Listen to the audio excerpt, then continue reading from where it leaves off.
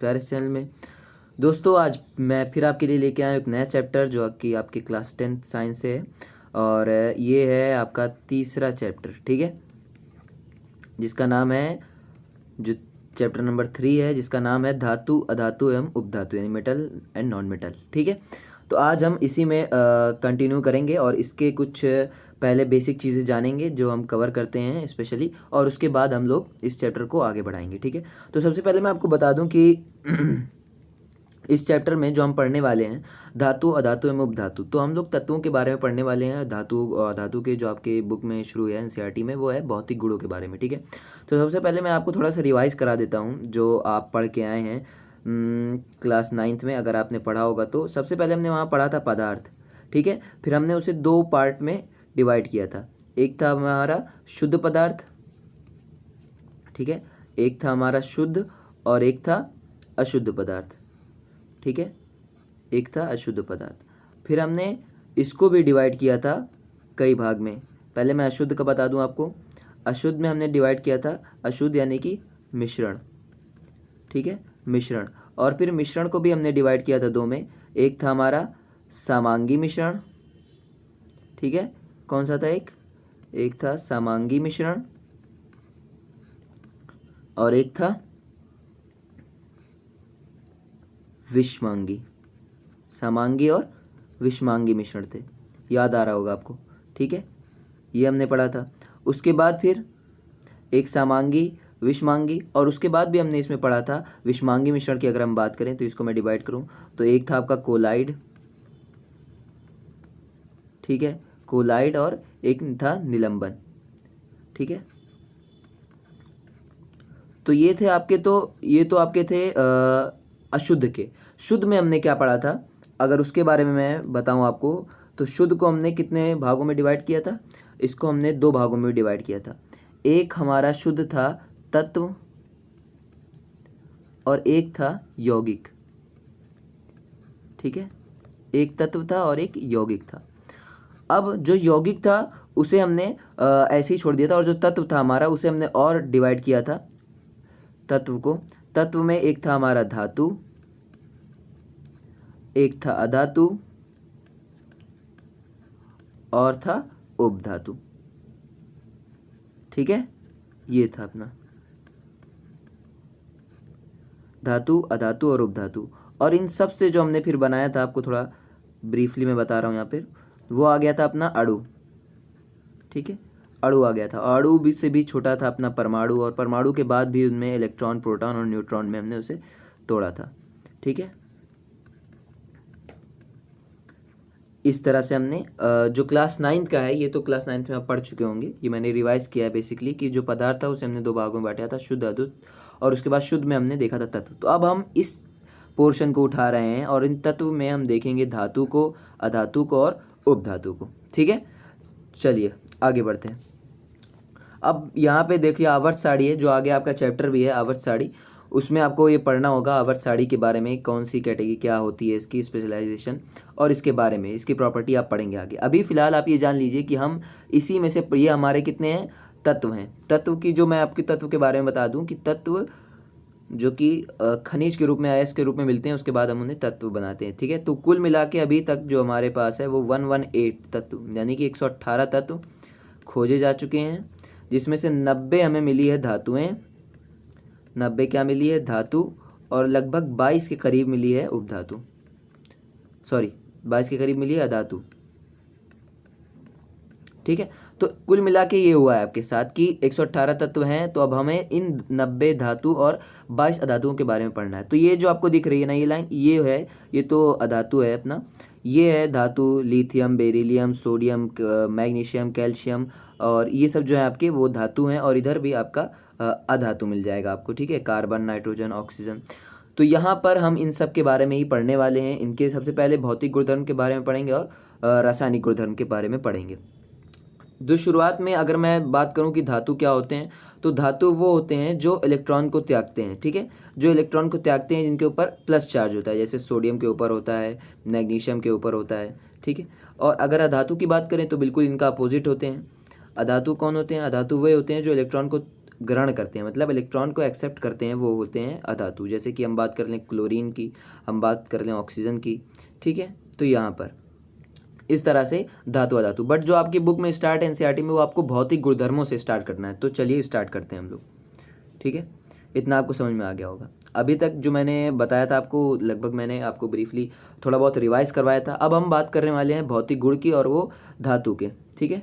धातु के भौतिक गुण के बारे में हम बात करने वाले हैं। सबसे पहले हम शुरू करते हैं अवस्था से। अवस्था क्या होती है? अवस्था यानी कि स्टेट, आप किस स्टेट में हैं, हम फिजिकल स्टेट में हैं। ये बताते हैं धातु के बारे में कि वो किस अवस्था में है। वो अवस्था, अब अवस्था को मैं अगर डिवाइड करूं, ये भी 9th में आप पढ़ के आए हैं, ये सब आपको पहले से पता होना चाहिए, बट फिर भी मैं तो बता देता हूँ। अवस्था वो हम लोग ने 3 पढ़ी थी, एक थी ठोस, एक थी द्रव और एक थी गैस, ठीक है। ये 3 अवस्थाओं के बारे में हमने पढ़ा था। तो अब हम ये देखेंगे धातु इनमें से किस अवस्था में होती है। तो मेनली जो धातु होती है वो होती है ठोस अवस्था में, यानी कि अवस्था की बात करेंगे तो होती है वो, मेन धातुएं किस अवस्था में होती हैं? ठोस अवस्था में होती हैं। और ठोस अवस्था में होती हैं, लेकिन इसमें भी एक एक्सेप्शन है। अगर आप केमिस्ट्री पढ़ रहे हैं तो एक्सेप्शन नहीं मतलब बोल सकते हैं आप उसे अपवाद, यानी कि आपको इसी पे मेन ध्यान देना होगा कि कौन सा ऐसा है जो इसको, यानी जनरली अगर हम बात करेंगे तो ठोस अवस्था होती है धातु जितने भी, जैसे आप ले लीजिए लोहा ले लीजिए, आपका कॉपर ले लीजिए, निकल ले लीजिए, ये सब मेनली जो होते हैं वो किस में होते हैं? ठोस अवस्था में होते हैं। लेकिन उसके बाद भी कौन सी एक ऐसी धातु है आपके पास जो कि द्रव अवस्था में होती है, यानी कि कमरे के ताप, यानी नेचुरल ताप पर, आप लिख सकते हैं कमरे के ताप पर, ठीक है, कमरे के ताप पर। और वो कौन सी धातु होती है? वो होती है मरकरी, पारा जिसे बोलते हैं, जो थर्मामीटर वगैरह में यूज होता है, ठीक है। तो Hg आपका क्या होता है? ये होता है मरकरी, इसे पारा भी बोलते हैं। तो आप ये याद रखेंगे, ये स्टार पॉइंट है आपके पास, कि जो मरकरी होता है वो क्या होता है? वो आपका द्रव में होता है, बाकी सब जो हैं वो ठोस में होंगे।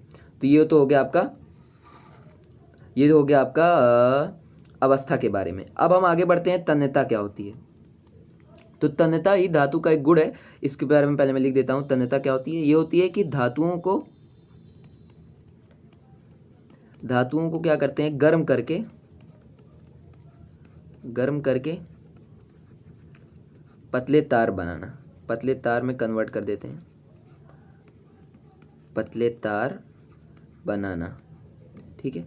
ये क्या कहलाता है? ये कहलाता है तन्यता। यानी कि ये कौन सा गुण है? ये तन्यता का गुण है, किसका? धातुओं का।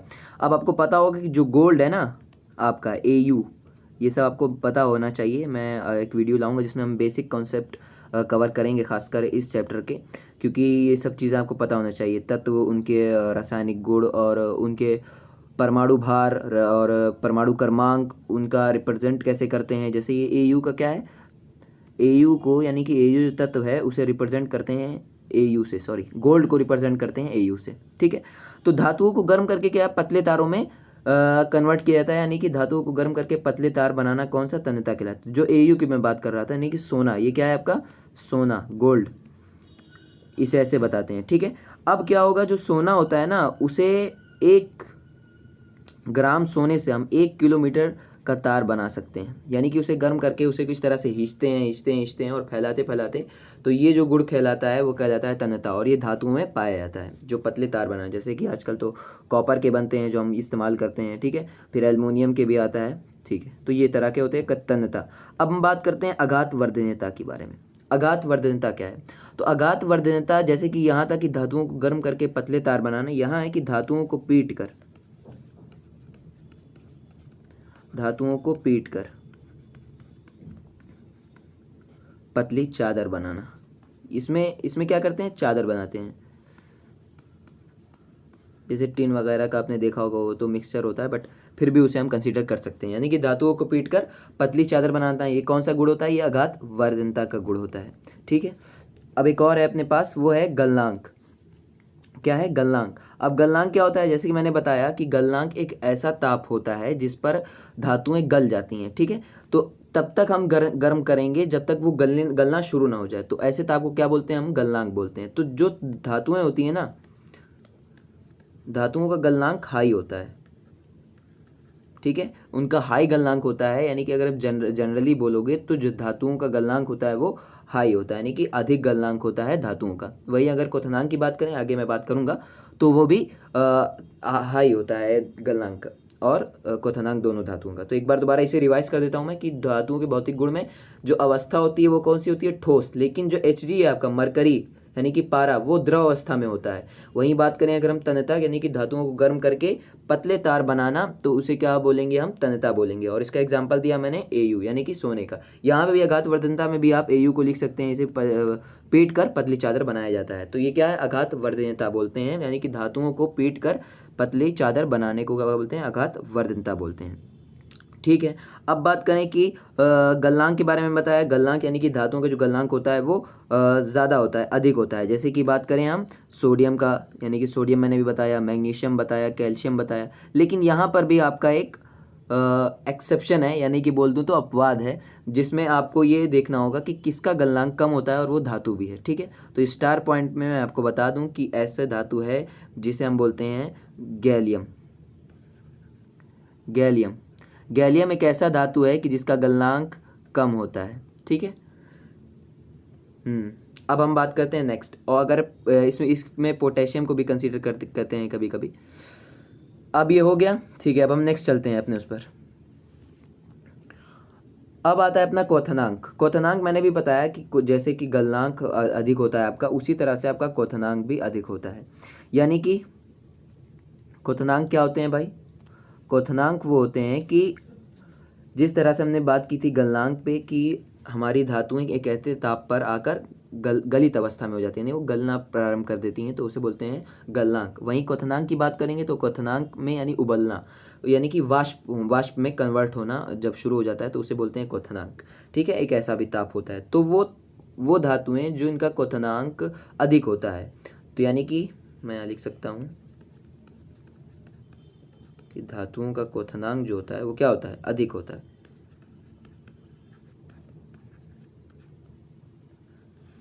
ठीक है, यानी कि धातुओं का जो क्वथनांक होता है वो क्या होता है, अधिक होता है। ये तो हमने बात कर ली। अब बात करते हैं चमक की। जो धातु होते हैं ना वो चमकदार होते हैं, यानी कि चमकदार या बोलें चमकीले होते हैं। तो जो हमारे धातु होते हैं वो कैसे होते हैं, चमकदार होते हैं। अब यहाँ पे ध्वनिक आता है। ध्वनिक यानी कि अब हम धातु को पीटते हैं, धातु को पीटने पर ध्वनि उत्पन्न करते हैं, इसी को बोलते हैं ध्वनि, यानी कि आवाज़ निकलती है। जैसे आपने देखा होगा बेल बजती है भाई, तो जो घंटी बजती है उस पर हम क्या करते हैं, वो धातु ही होती है, तो क्या होती है, उसे पीटने पर क्या होता है, धातु को पीटने पर ध्वनि उत्पन्न होती है। ठीक है, ये हो गई आपकी प्रॉपर्टी। ये मैं लिख रहा हूँ ताकि आप नोट्स भी साथ साथ बनाते चलें। घनत्व की बात करते हैं। घनत्व क्या होता है, घनत्व होता है मास बाई वॉल्यूम, यानी कि घनत्व आपका ये होता है कि हमारे पास, जैसे कि मैं आपको घनत्व समझाऊं, ये एक बॉक्स है। अब इस बॉक्स में हमने 6 रखा है, 6 चीज़ें हमने रखी, 6 पॉइंट। तो इसका घनत्व क्या है, और यही मैंने एक और बॉक्स और बनाया और उसमें मैंने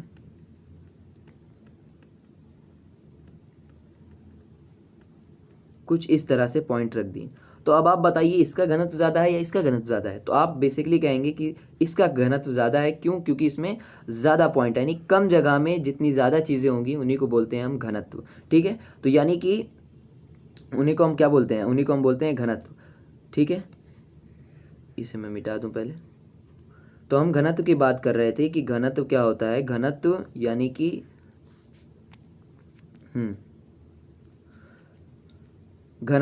घनत्व यानी कि कितनी जगह में वो ज़्यादा चीज़ें हैं। जैसे कि हम बताते हैं मास बाय वॉल्यूम से, इसे मास बाय वॉल्यूम होता है इसका फार्मूला। लेकिन हम यहाँ पे भौतिक अवस्था की बात कर रहे हैं, नहीं घनत्व। तो घनत्व जो होता है वो जनरली जो है धातुओं का अधिक होता है। लेकिन किसे छोड़ के, सोडियम को। एक और एक्सेप्शन, एक और स्टार आप बनाइए यहाँ पर, वो क्या है, सोडियम को और किसको छोड़ के, पोटेशियम को। ये क्या होती हैं, ये इनका घनत्व ज़्यादा नहीं होता। क्यों, क्योंकि इन्हें हम चाकू से काट सकते हैं,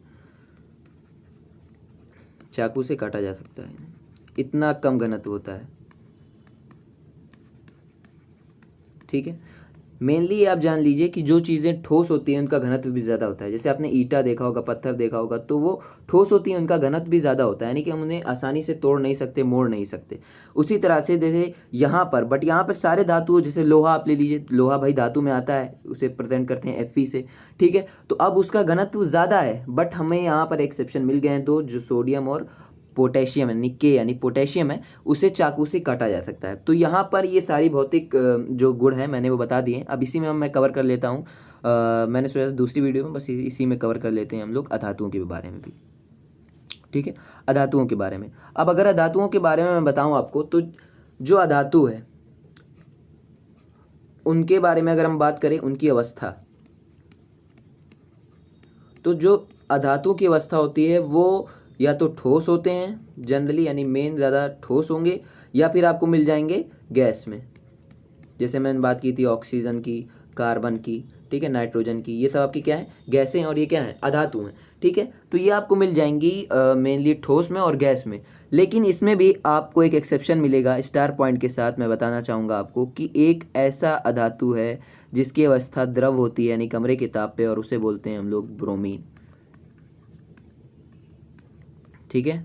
उसे क्या बोलते हैं, उसे बोलते हैं ब्रोमीन, ये आप याद रखेंगे, ठीक है। अवस्था की बात करेंगे हम, इनमें कोई ऐसी वो नहीं होती है, जैसे प्रॉपर्टी हमने बात की थी तन्यता की या फिर आघात वर्धनता की, तो ऐसी कोई प्रॉपर्टी इनके अंदर नहीं होती है। हाँ, लेकिन इनके अंदर एक प्रॉपर्टी होती है जिसे हम बोलते हैं भंगुरता।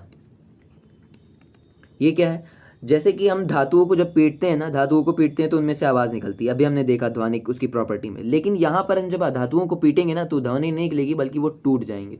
तो यानी कि यहाँ मैं लिख दूँ कि अधातुओं को पीटने पर, अधातुओं को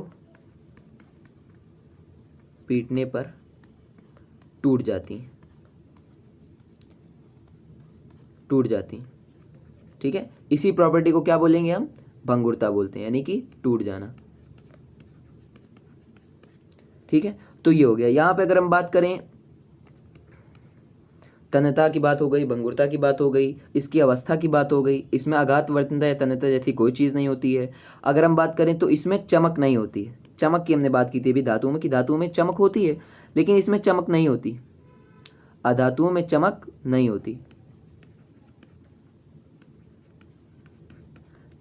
होती, लेकिन इसमें भी एक एक्सेप्शन है, आपको याद रखना होगा, वो स्टार पॉइंट की तरफ आप बना लीजिए कि अधातुओं में चमक नहीं होती है, लेकिन आपको एक ऐसा धातु मिल जाएगा जिसमें चमक होती है, और उसे बोलते हैं हम हीरा। हीरा मेन अधातु नहीं है, ये कार्बन का बना होता है, ठीक है, ये कार्बन का बना होता है, और कार्बन से बने हुए जो पदार्थ हैं वो भी एक अधातु की तरह होंगे, लेकिन जो हीरा होता है उसमें चमक होती है। अब अगर हम नेक्स्ट बात करें किसकी, ऊष्मा या विद्युत के चालक की बात कर ले हम, विद्युत या ऊष्मा चालकता, ठीक है। तो अगर हम इसकी बात करेंगे, तो अगर हम बात करें धातु में, तो धातु तो अच्छी चालक होती है, तो आप यहां लिख लेंगे कि धातु चालक होते हैं, जिसमें हम बात करेंगे जो सिल्वर होता है ना, सिल्वर यानी कि चांदी, ये क्या है, ये है चांदी आपका, ठीक है, ये है चांदी। तो जो चांदी है ना, उसको हम रिप्रेजेंट करते हैं Ag से। अब जो धातु के चालक होते हैं, वो किसके, विद्युत के और ऊष्मा के, यानी कि उसमें से विद्युत भी जा सकती है, उसमें से ऊष्मा भी जा सकती है। इसका एक एग्जांपल मैं Fe दे दूं अगर आपको। Fe क्या है, लोहा है। अब लोहे में से लाइट भी जाती है भाई, और लोहे में से ऊष्मा भी जाती है, यानी हम एक साइड से गर्म करेंगे तो दूसरी साइड भी गर्म हो जाएगा, ठीक है। ये तो क्लियर है कि जो धातु होते हैं वो चालक होते हैं। अगर हम अधातु की बात करें, तो क्या अधातु भी चालक होते हैं, तो जी नहीं, अधातु चालक नहीं होते हैं, ना ऊष्मा के और ना ही विद्युत के। बट फिर भी एक आपको एक्सेप्शन मिल जाएगा धातुओं में स्टार पॉइंट के साथ, और वो है आपका ग्रेफाइट जो है ना, वो आपका चालक होता है, विद्युत का चालक होता है वो, ठीक है। और वो चालक होने की वजह से एक एक्सेप्शन आपका बन जाता है, यानी एक स्टार पॉइंट आपको यहाँ पे भी नोट करना होगा। मेनली अगर आप भौतिक गुणधर्म पढ़ रहे हैं, चाहे वो धातु हो चाहे धातु हो, तो आप जो इसके कॉमन फैक्टर हैं उनके साथ साथ जो एक्सेप्शन है, जो मैंने स्टार पॉइंट के साथ बताया, उन्हें भी आप याद रखेंगे क्योंकि वो ज़्यादातर कम्पिटिटिव एग्जाम में पूछे जाते हैं। ठीक है, तो हमने बात कर ली, चालकता की भी बात कर ली। तो मेरे ख्याल से यहाँ पर सब कुछ कंप्लीट हो गया है। जो भौतिक गुण है, जो आपके पहले टॉपिक है एनसीईआरटी में, यानी कि आपको भौतिक गुण के बारे में पूछा गया है और उनमें इन सभी बातों को बताया गया है। आप बुक भी पढ़िए और मेरे लेक्चर साथ में देखिए तो आपको और अच्छे से समझ में आएगा। ठीक है, तो विद्युत और ऊष्मा की चालकता कंप्लीट हो गई। तो मेरे ख्याल से इतना काफ़ी है और ये हमारी जो पहली वीडियो है धातु अधातु की। अब जो आगे वीडियो आएगी उसमें हम रासायनिक गुण के बारे में बात करेंगे। ये मैंने भौतिक के बारे में तो बात कर ली है, अब हम बात करेंगे रासायनिक गुण के बारे में और इस चैप्टर को भी फटाफट ख़त्म करेंगे। ठीक है, थैंक यू।